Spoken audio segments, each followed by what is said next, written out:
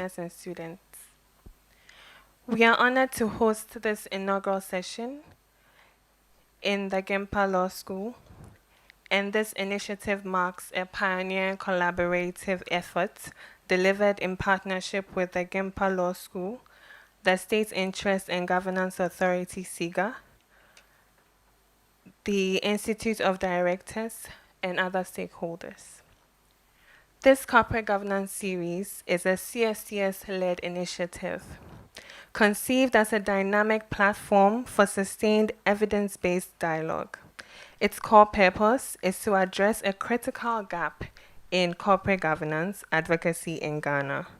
We launched this series with a clear recognition of our nation's long-standing governance challenges and with a shared commitment to chart a new path toward institutional excellence.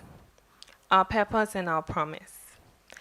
Our objective is simple yet ambitious: to mainstream the future of corporate governance within Ghana's economic development agenda.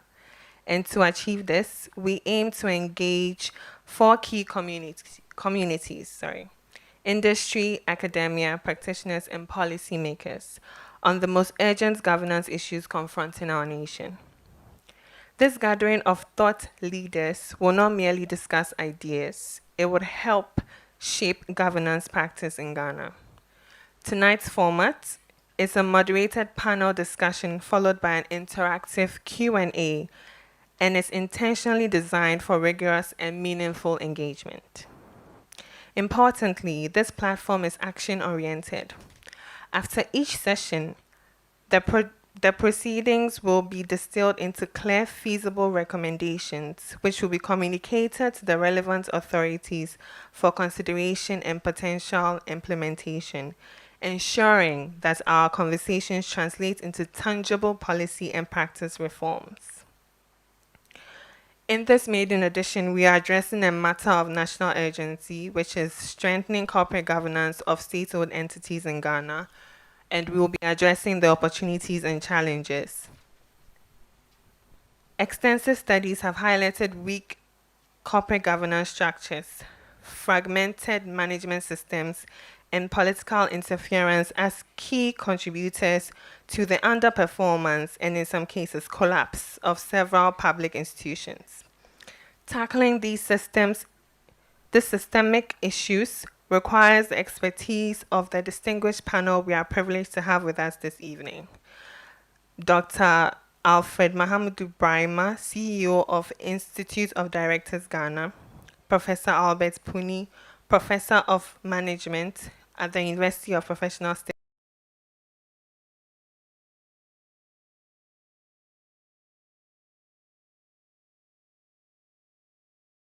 mandated to oversee state interests in specified entities. Their collective experience in analyzing governance mechanisms and their impact on state-owned enterprises will be invaluable as we explore strategies to strengthen Ghana's public sector. Thank you all once again for joining us to launch what we believe will evolve into a significant national dialogue. Together, we can advance transparency, accountability, and strong governance for Ghana. Thank you so much. Thank you very much, Antoinette. Next on our bill, it's my own boss. He's standing in the school who was supposed to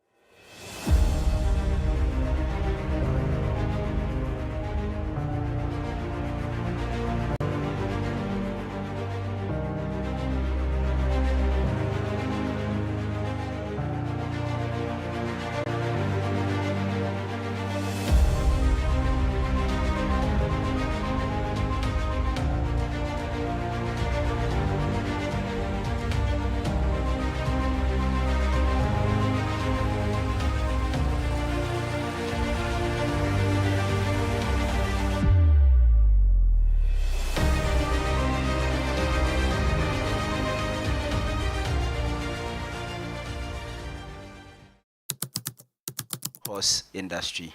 And the corporate governance series is supposed to be a series. This is the maiden edition. The goal is to carry it into other industries and other sectors as we move along, have conversations on how to deepen proper corporate governance practices. And we start with state-owned enterprises under the auspices of SIGA, because as we know, the government is one of the biggest employers in this country. Apart from being one of the biggest employers, it controls some of the largest corporations and companies that we have in the country. In fact, the government participates in about 15 different sectors by way of industries in our country, from aviation through chieftaincy, through energy, through aquaculture, whichever part you can think of. Government has an entity that has an interest there. And as we move along, I would introduce some of the dignified persons we have around, the distinguished personalities who have joined us here today. Now, to kickstart our process today, we are going to have a presentation on the overview of state-owned enterprises in Ghana. And the presentation is aimed at giving us some understanding of how state-owned enterprises currently stand. And based on that, we'll go into the panel discussion with our panel of experts. So without much ado, ladies and gentlemen, I would want to invite Mr. Joseph Sarpong, the Acting Head of Governance, Risk and Compliance of State Interest and Governance Authority, to give us the presentation that leads us into our panel discussion. Let's welcome him, please.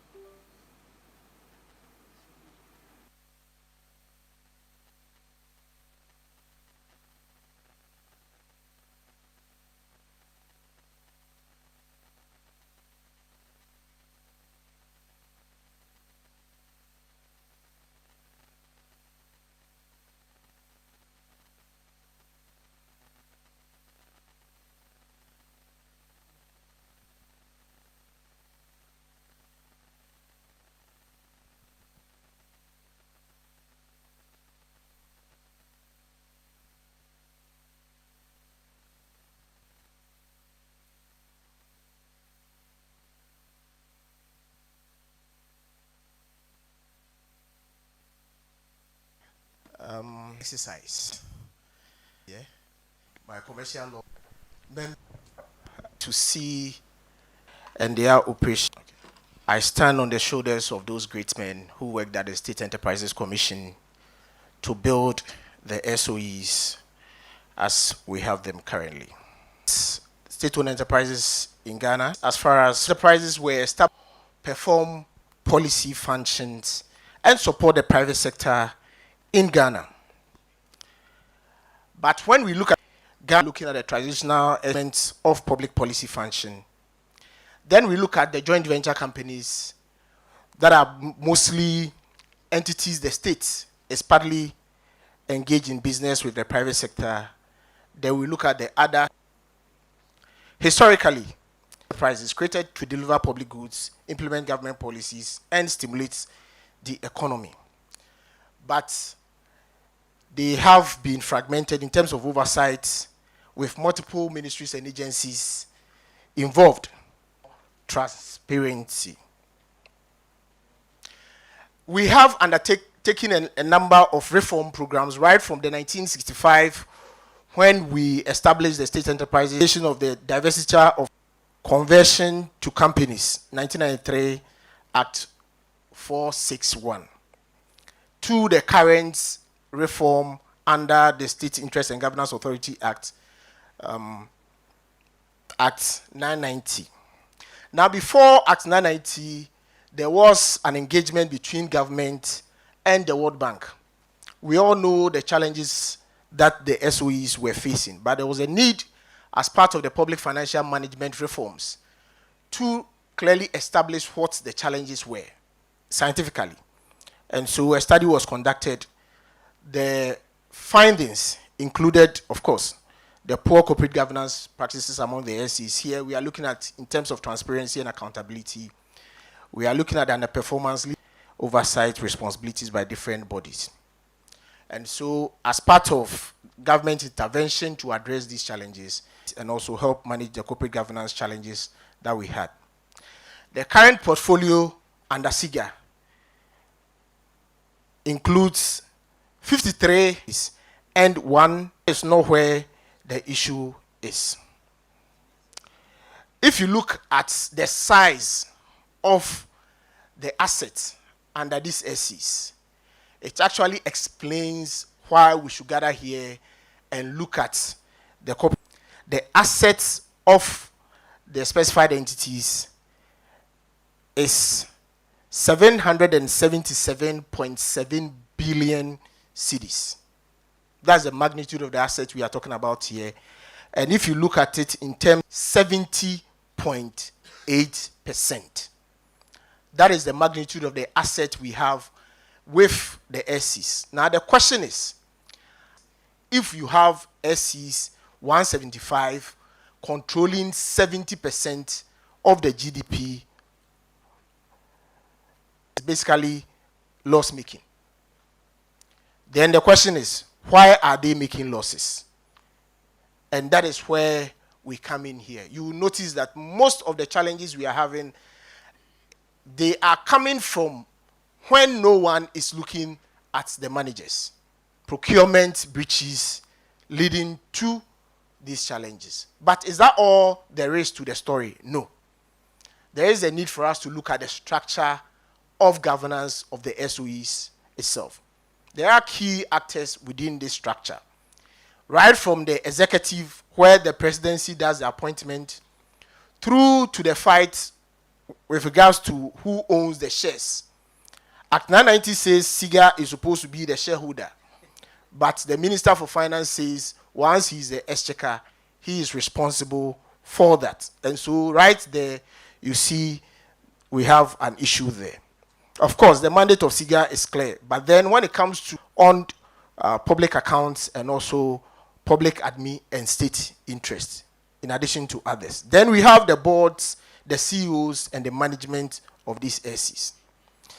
Now, I have a pictorial representation of how the structure is looking at. And you could see that in looking at corporate governance, you are looking at the interrelationship between these various actors and how they affect the operations of the SEs. Article 70 and Article 195 of the Constitution gives the power to appoint the CEOs and the boards to the president. Whereas when you look at the Companies Act, in terms of appointment, it is supposed to be within the purview of the board. And so we have a situation in Ghana where the president nominates, you will notice there is a challenge also there. So because I can't show the representation, it's online. Okay. All right. Now, when it comes to the framework governing governance in the SOE space, the current one is the Public Financial Management Act 2016, Act 921, with its regulation LI 23 by Act 990. Now, a key function of SIGA is to ensure adherence to the Code of Corporate Governance. We are supposed to have clear separation of the shareholders' role from that of management, and also a clearly defined role for the boards and a monitoring body responsible for monitoring, transparency, and reporting. Now, when you look at the functions of SIGA currently, you will notice that SIGA per Act 990 is supposed to be a shareholder. At the same time, SIGA is supposed to ensure compliance to the code, ensure adherence to the contract. So you see a mix-up of the rule where in one breath, SIGA is a shareholder, at a point a manager, and at a point a regulator. And so for the discussions today, it is important we look at this. But with the establishment of SIGA, a number of policy interventions and institutional reforms have been undertaken. And most of them, I'm happy to see, some of our partners here who have collaborated with us to be able to do that, especially when it comes to board trainings and capacity building and monitoring, accountability and audit of the performance of SCs. But to begin with, we needed to establish the portfolio. So an equity study was conducted. We also had to look at the assets of the defunct entities by undertaking asset verification and valuation, and looked at the inactive entities under government portfolio. Then we went ahead to establish the list of entities in 2021. Another intervention that was put in place at that time is the evaluation of about 50 boards. It was the first time SIGA, together with 4 consulting firms, carried out this comprehensive evaluation. Then we went ahead to address another challenge, which is the lack of a centralized ownership policy. We established these institutions performing public policy functions. Some of them were agents or agencies as part of ministries. And so the focus was not really on how they will perform and make profits, especially the SOEs. The focus has always been to contribute to the development of the state through policy functions. And so a clear example is where you have Ghana Water Company, which is supposed to be a company. At the same time, it also has a dual mandate of providing safe, potable drinking water for the state. As a company, you'd want to ensure that you generate returns. At the same time, government policy requires that you move to certain areas where water is needed. So you have to balance this. And so there was a need for us to have a clear policy communicating what the states intend for the running of these entities is. In doing so, we also have the performance management framework developed to implement the code, and a code of corporate governance also developed together with the Public Services Commission, a joint exercise to ensure that the SOEs and other public service organizations ensure standards. Was the development of a board orientation and curriculum to build capacity of boards and managers within the SOE space, for which a number of institutions have been accredited to run that program. GIMPA, UPSA, University of Ghana, I know IoD are also part of that arrangement. So the policy has been formulated and approved. The management framework has also been approved. The code has been launched, and currently we are ready to run. Now, so far, what have we been doing at SIGA after establishing the portfolio? In terms of progress, you could see from the 2024 State Ownership Report, a number of compliance successes have been achieved, but that's not where we are looking at. We are looking at the integration of the assets of SOEs into the national balance sheet. And so currently we have about 76 of SOEs and JVCs whose financial statement has been integrated into that of the state. The question is that linked to corporate governance? Yes. A key aspect of governance is transparency, accountability, and also reporting. And so if we're able to get the financial reports and we are able to know that 70% of the state assets is being managed by our entities, then how does that feature into the national account? And I'm happy to report that the moment we plotted those data, you have fiscal expansion within the national account. And so it is important that when we are here and we are talking about corporate governance, we are talking about the roles of boards and managers of SOEs, then we have to underscore an aspect of their work and how it reflects on the national account in terms of the assets we have given them. Another outcome is the improvement we have recorded in the performance contract, where we looked at the mean performance within the period. And so we have also recorded another improvement over there. But more importantly, our analysis for 2024 has shown that most of our entities are doing well. But we have about 10 SOEs. They constitute majority in terms of the assets, and they are drawing back the rest. I believe you can guess who these entities are. Now, the challenges. I've mentioned some of them. We all know the weak corporate governance. We know the reporting and transparency challenges, the operational inefficiencies. But when it comes to looking at SIGA, there is a legal asymmetry which we want the discussion to also look at. We oversee a number of institutions, including constitutional bodies, but SIGA lacks similar status as Public Services Commission. And a review of the 1979 Constitution shows that there was a proposal to establish a Public Corporations Commission to balance the commercial entity side in terms of management. So currently, if you look at the oversight, prior to SIGA coming in, PSC was looking at the HR functions of the non-commercial public corporations, whereas we have left the SOEs to their fate, and the result is what we all see.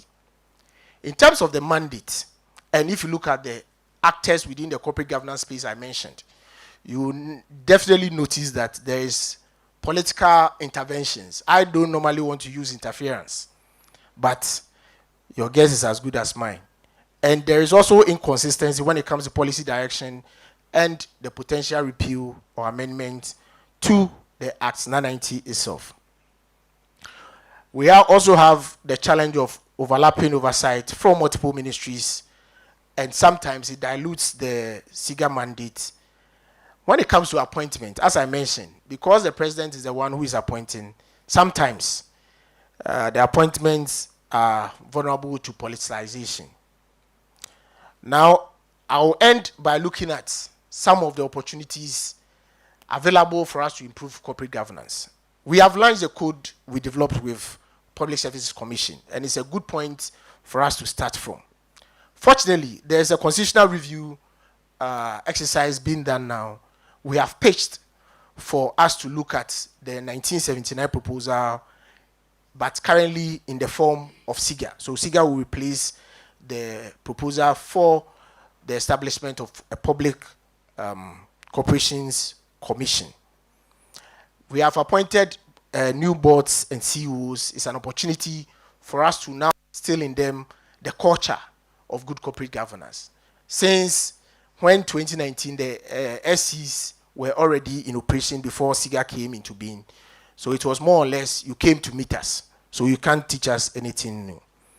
There's also an opportunity to work closely with Parliament to be able to enforce the mandate of SIGA. These are a few thoughts I want to leave with us as we go into the discussions.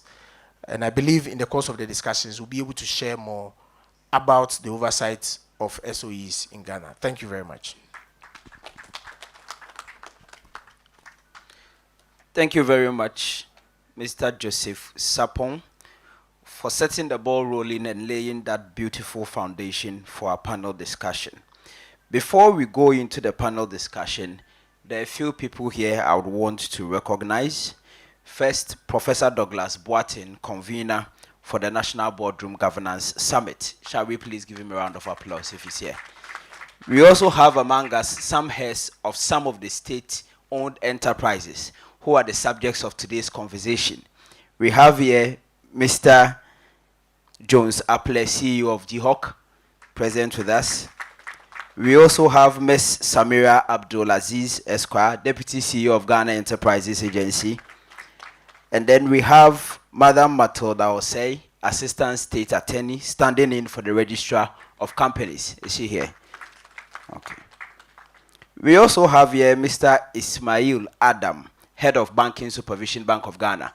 Is he here? Okay. Thank you very much for coming. And today's program is testament of what happens when academia and industry comes together to seek development in the country. This is a collaboration between GIMPA, the Corporate Secretariat Training Services, and SIGA. And so without much ado, ladies and gentlemen, I would want to introduce our moderator for the panel discussion in the person of Madam Gertrude Amorkor Amarh Esquire. She's a lecturer with the University of Professional Studies, and she's going to lead our conversation today on the panel discussion on opportunities and challenges. Shall we please recognize her?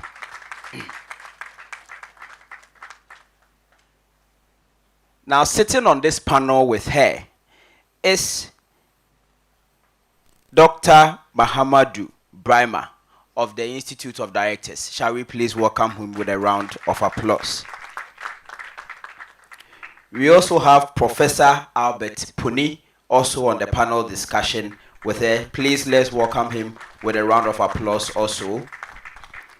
And Professor Alfred Puni is a professor of management at the University of Professional Studies. He's a professor of management at the University of Professional Studies. And the last person to join the panel is Mr. Klinogo, a management consultant. Shall we please welcome him with a round of applause? And so with the foundation laid by Mr. Joseph Sarpong, I would hand over the discussion to Madam Moderator to take us off. Thank you. Thank you so much, Lenin. Good evening to all of us. I'm so happy to be here this evening, and let me use this opportunity to say thank you to the GIMPA Law School for hosting us. Quite apart from that, to our partners, IoD-Ghana, thank you. SIGA, we are truly grateful for this partnership. So it's such a privilege, honestly, to be in the presence of such experienced governance experts for this panel discussion. Our goal with this exercise mainly is to dissect the issues that arise out of the theme for discussion this evening. And luckily, Mr. Sarpong from SIGA has given us a detailed and a very informative overview, which provides just the right context for us to have this panel discussion. So I'm looking forward to the insights that we would have from here. So I'm really happy with the approach that Mr. Sarpong took in his presentation, because it raises or it touched on key aspects of the very issues we'll be discussing here. And I want us to start with a bit of history, and I'll be starting with Mr. Klinogo on this. Reforms of SOEs, from what we even heard from Mr. Sarpong, are not new.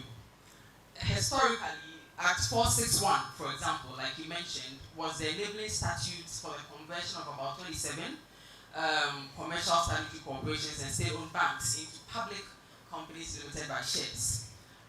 The objective of Act 461, among others, was to increase the efficiency of these commercial SOEs and also to provide for a more transparent structure of management responsibility and accountability. But what I want to find out from Mr. Klinogo at this stage is that, and I know you have a lot of history or memory concerning these exercises, what exactly do you recall of this? And 3 decades down the line, do you think that the objects of these reforms that started so many years ago have been met? And to what extent do you think that they have been met?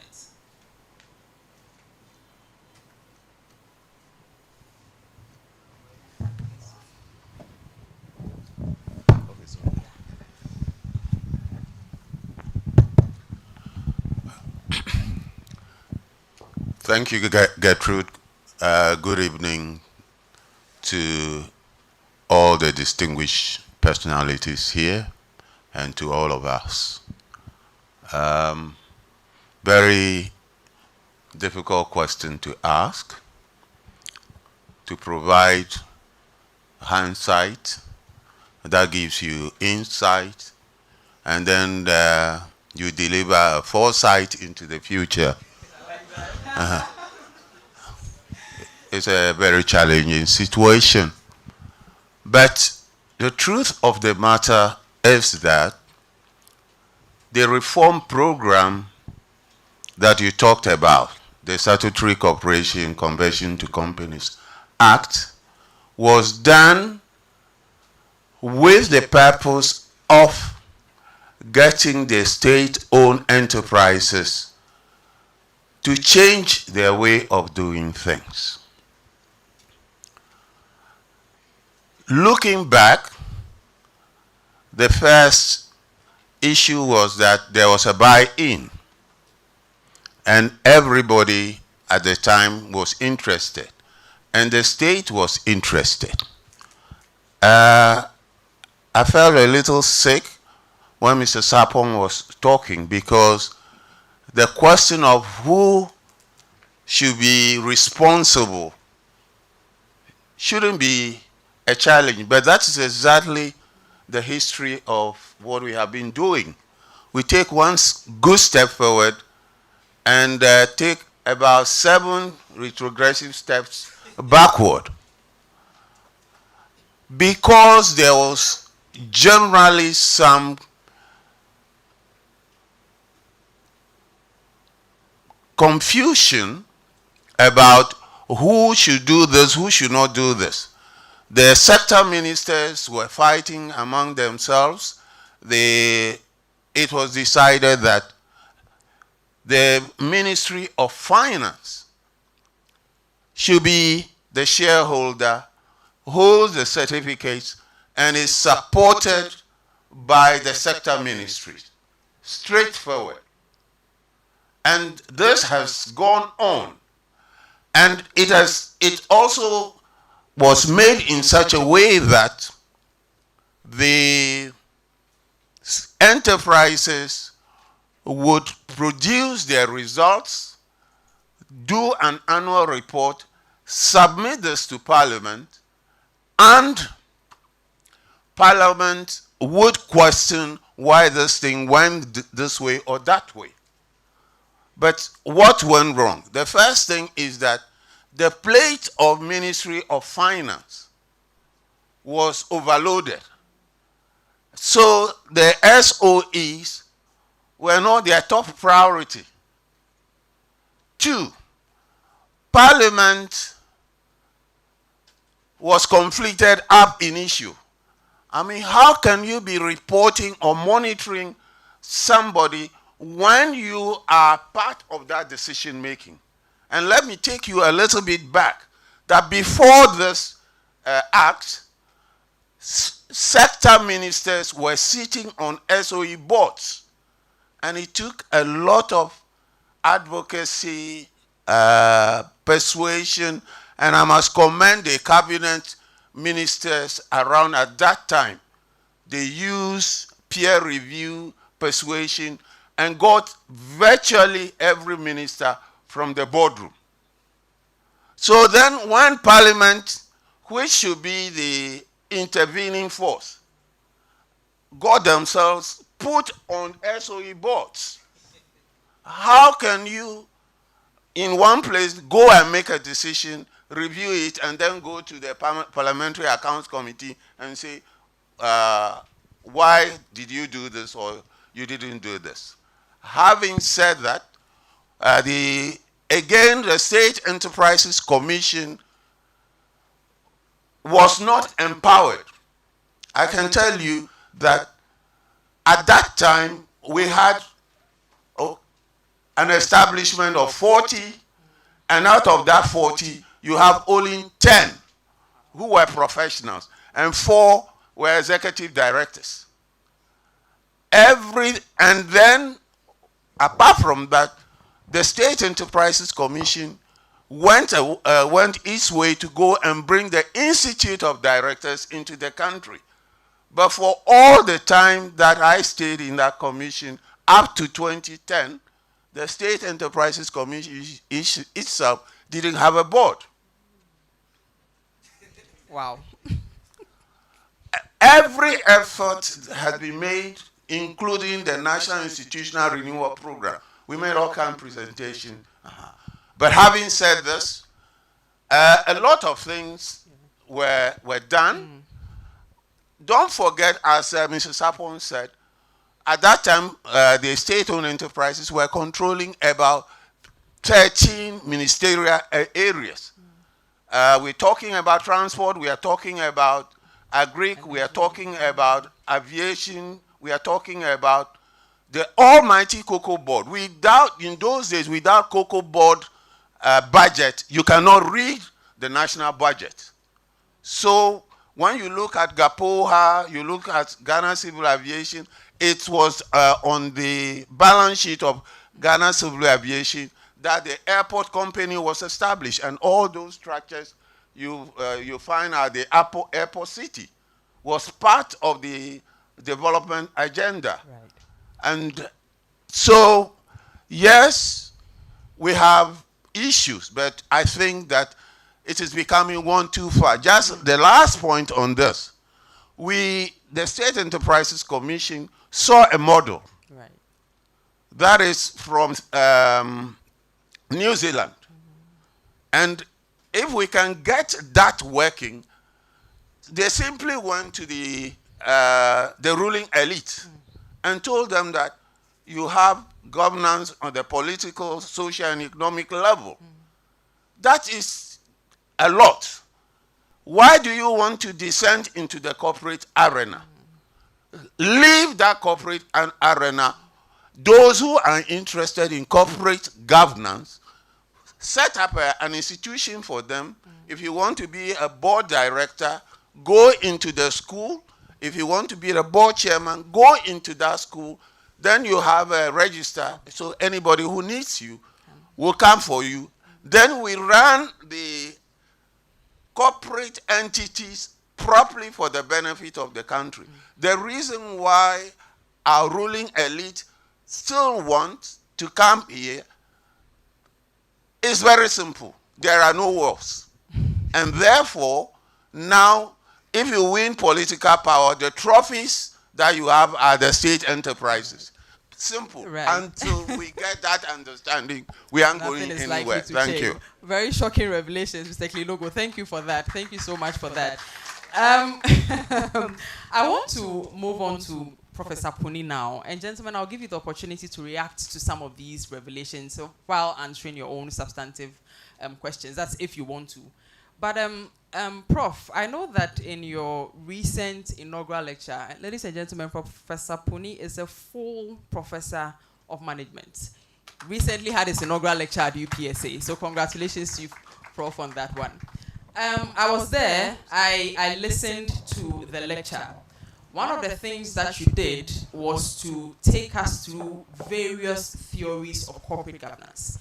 And I think that that's also a very important subject that we need to raise in this panel discussion. Because you see, most of the time we don't realize that the theory that we adopt helps us in conceptualizing the type of governance frameworks that we actually practice. So I just want to find out from you at this point that from your perspective, or rather from an organizational theory perspective, what do you think are the core theoretical weaknesses in how the governance of these SOEs are practiced? Thank you very much, and good evening, everybody.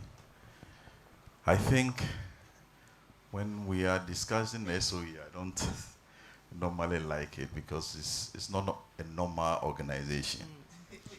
If you look at the normal private organization, SOEs are not that type of organization. They don't fit into a privately owned organization. SOEs have multiple objectives. That is the basic things that actually make them very difficult to manage. They have a commercial objective, and they have a social and political objective. And then these objectives are mutually exclusive. You can't say that you are going to satisfy a commercial objective, example, in a sector, and then that sector has a privately owned organization. They produce the same capacity, but the SOE is overstaffed twice of the privately owned organization. And then now that SOE is collapsing. I don't want to mention that SOE because I do a lot of things. And then you can see the workers, the staff themselves know that the problem of the SOE company, the same SOE, is that they are overstaffed because they are producing the same output. And Sooner or later, the private company would overtake the SOE. So that is one of the main things, the multiple objective. Second is even making losses because of the social and political issue. We still want the company to, and I'll give you another example. There are some companies there that the erstwhile government wanted to even revive. They revived it and it couldn't even, and then Economic 101 will tell you that if you want to set up a company, a manufacturing company, there are things that you have to set up. But because of this political plus the social things, you can't do that. Okay? Another issue is the chain of accountability. If you look at SOEs, we are the public, we own the SOE. The parliament is representing us. It's go there, the ministries are there, it's go there, then the SOE board there, before the manager of the SOE, the accountability chain is too long and it's so vague, and the SOE manager know that the people that he's responsible, they don't even know what he does, and it's too convoluted. So there are things that, for me, when I talk about SOE, I know all over the world, and it's not Ghana alone, but some countries are getting it well, that we need to really look at some of the models that are there, like the Singaporean model, like the Sweden, like Finland. These are models that we can look at, and then we see how to better the SOEs. Like Mr. Sarpong said, we have about 70% of our GDP being produced by SOE. And then people normally argue that SOE should be diversified. You can't diversify SOEs in an economy where our interest rate can go high to so many percent in a short time. No private person will put his money into something like that, and then within some few months the economy go haywire, and he will put it on the cost of the services or the product is producing. So for developing countries, we still need some of these organizations, and we have to really protect them and then manage them well. So we have problems, but we need to keep them and then see how to manage them well. Right. So, Prof, thank you so much for that. Doc, before I come to you, I just want to pick on something that Professor Puni mentioned. You see, Prof, we do appreciate the unique nature of SOEs as you have just described to us, for which reason we cannot say that typical governance mechanisms that are employed in other types of corporate institutions ought to be applied in a blanket manner. But particularly on the issue of what appears to be SOEs being insulated from mechanisms like insolvency proceedings, or even from being taken over and so on and so forth, don't you think that that is also one of the motivations that sort of promotes financial indiscipline, if I can put it that way, among these institutions? Very quickly, before I come to Doc, in just some 1 minute. because the SOE, the objective of the SOE is not just commercial. If you go to a privately owned organization, it's a hard budget line that they operate in. If you don't perform, you go back. Right. But an SOE, we wouldn't even allow the SOE. We wouldn't allow the SOE to collapse. So even if the SOE is making loss, because we want to increase employment in the system, we need to keep the SOE so that we get some of our. I went for some simple, and they say, they have to work because some people too should get to work. They are in the house. They are not doing anything.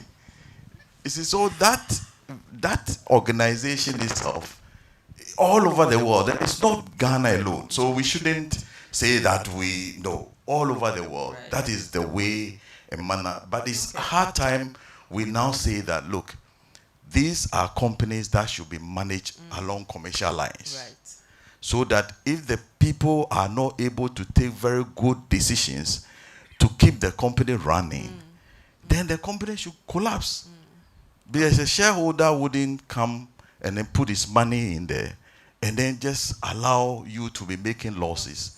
It's like if you go to a bank, there was a corporate governance seminar that I went. It's a training. And the shareholder came. It's a huge shareholder. He came. Look, when I entered into the Ghanaian market, I entered in so much. My money has fallen. And then, and then that is what the shareholder is thinking about. But for a state-owned enterprise, it is not like that. Right. We need to get some people some jobs. There should be something that they should produce some service at a cheaper. And that is the way a manner. So that multiple objective itself is actually not good for the SOE themselves. Okay, point well taken. Thank you very much for Puni. Dr. Braimah, I want to come to you and specifically from the position of IoD-Ghana. I know that one of the things you have done for a long time has been to advocate for ethical leadership and governance culture. Unfortunately, in these parts of the world, sometimes you wonder the extent to which we appreciate corporate culture, the extent to which we appreciate the intangibles when it comes to governance. I want to find out from you, in your assessment, how embedded do you think is a culture of ethical governance in Ghana's SOEs? And, you know, depending on the response that you give, to what are some of the practical steps that you think we can take as a country to ensure that the governance structures within our SOEs are practicing ethical governance and leadership? Thank you so much. I believe that this question is more of a challenge than something else. But before I came here, I knew Mr. Sarpong was going to be here. But I did a very clear and critical analysis of your State Ownership Report of 2024. And I pulled out a couple of numbers. And I also did some further reading. 2022, the loss was 14.4 billion. 2023, it dropped to 7.14 billion.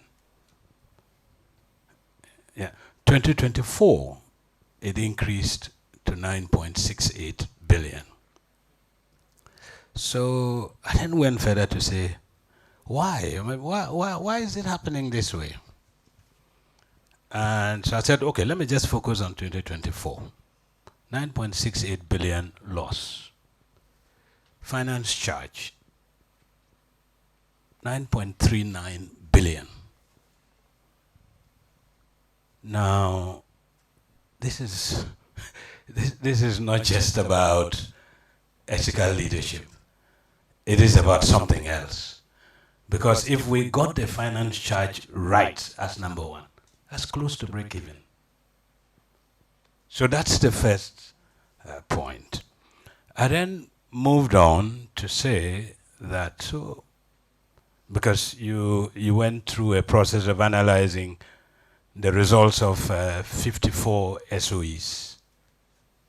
64.8% of the 54 are profitable. 35.2 not profitable. The net result is a 9.69 billion loss. And Prof, forgive me if I use you as an example. Boiled down. So, having said these, I now want to move on straight to your question, that getting the right governance changer. In fact, Mr. Sarpong talked about the process of recruiting executive management and the relationship with SIGA. Organizations that are coming to us to say, can we use, or can you give us this register so we can, as it were, pull out a number of key qualified individuals for consideration.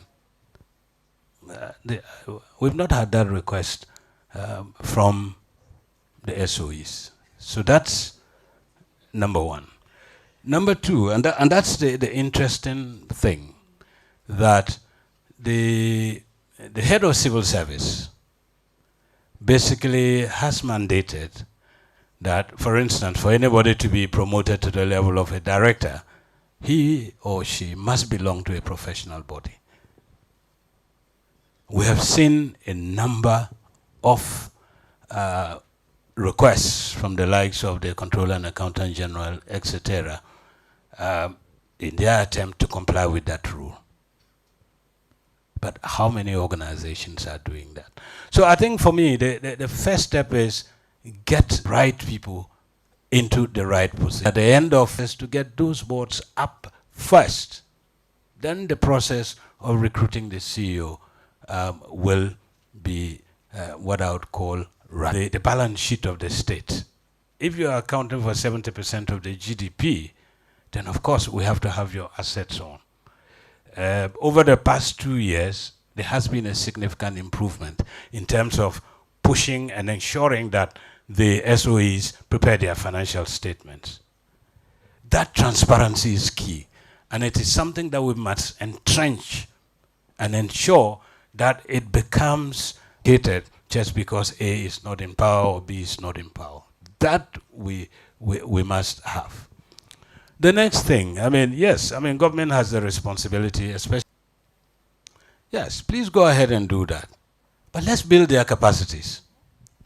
I give an example. We were approached by the National Road Safety Authority a couple of weeks ago to, as it were, train their board of directors and also train their CEOs. We know the challenges of most of the state-owned organizations. We worked out a rebated scheme for them, gave them full training at about 15% of the cost. So that's the next one. And then SIGA has standards. You have KPIs. What's the compliance rate? The last percentage that I saw was 25%. We've got to get that up. If we don't get that up, we have issues. So I'm particularly happy that we have CEOs here, so at least we can get these messages across. And finally, that we're working for the people. We have to have the engagements with the people, hear from them, and we should establish the vehicle of whistleblowing, because he talked about all the procurement issues, etc. Most of them are executed by a collusive process. If you don't have a transparent whistleblower system in place with all the protection for the people who are blowing the whistle, I think we should just forget about getting things right. Right. Thank you so much. Thank you, Doc. Thank you, Doc. Thank you so much. Okay. But on the issue of capacity building, very quickly, in just 30 seconds, before I go back to Mr. Klinogo, I think it's quite well known that because of the nature of the appointments of SOE boards and management, quite a good number of them may not have formal training in governance. And look, I'm one of those people who hold the view that I've possibly never even been to school before, but they are the best managers or they are the best board members based on the experience that they have gathered. But what I really want to find out from you, Doc, again in just 30 seconds, do you think that it's about time, and is it even possible for us to have, the requirement of formal training of these persons who are appointed to manage our SOE boards? Sorry, SOEs. Absolutely. And what form do you think this can take? For me, there are two levels to it.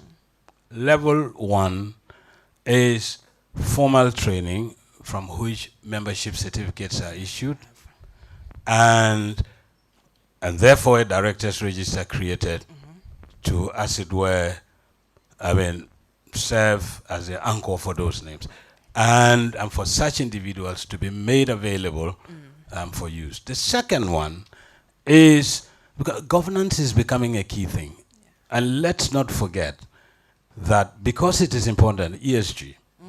Yeah, we now we are at a stage where we do that. Klinogo, you was given where you comfort us where you comfort us. Let's move over the. I'm going to issue. I can see 60 public private is bank gave us man council told them that yes.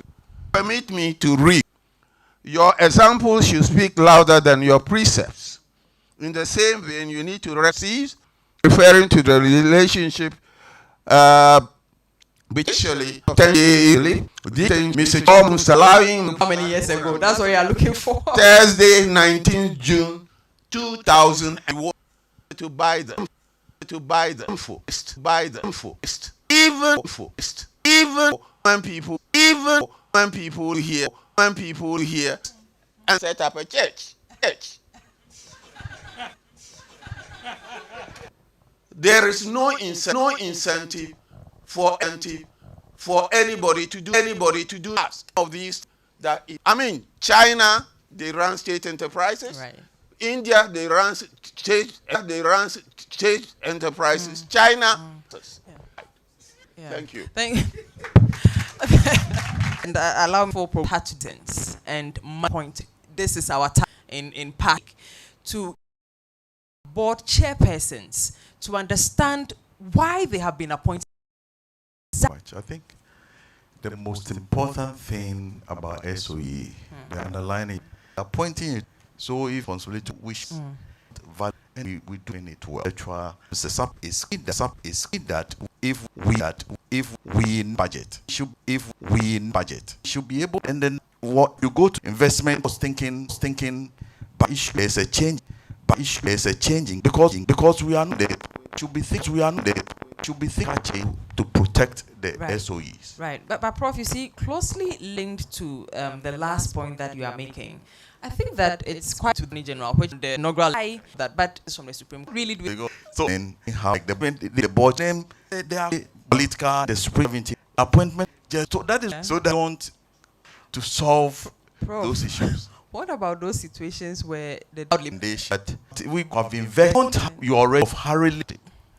So there are issues that we can look at. SIGA is good. They are managing it, but we need to do much more. Thank you. Doc, you've been reacting in quite a number of ways while listening to Prof. Please feel free to provide some reaction to it if you want to. I know you have thoughts on that as well. You see, for me, I'm from the private sector stock, but with also significant experience in the international public sector. The singular asset that you must never get wrong, otherwise you will have disasters and exit costs, is a human being. Wow. So if you don't go through a rigorous process to identify and appoint a CEO, and also identify and appoint, importantly, the board chair. Recipe for disaster. I mean, the board job is clear. Oversight is, and as also, we question is that the two of them are accountability was for government. Right. Thank you. Thank you so much. Lost submission. We should what do you make first? Social product. Make first. Social product. This branch drain. This is very story. End of story. Thank you. Thank you, Doc. And this is really my last round of questions. Dear panel member. This region a half number was producing all the results. It happened here. They are doing it to be done. And doing. So if we want to do the right thing, maybe we should change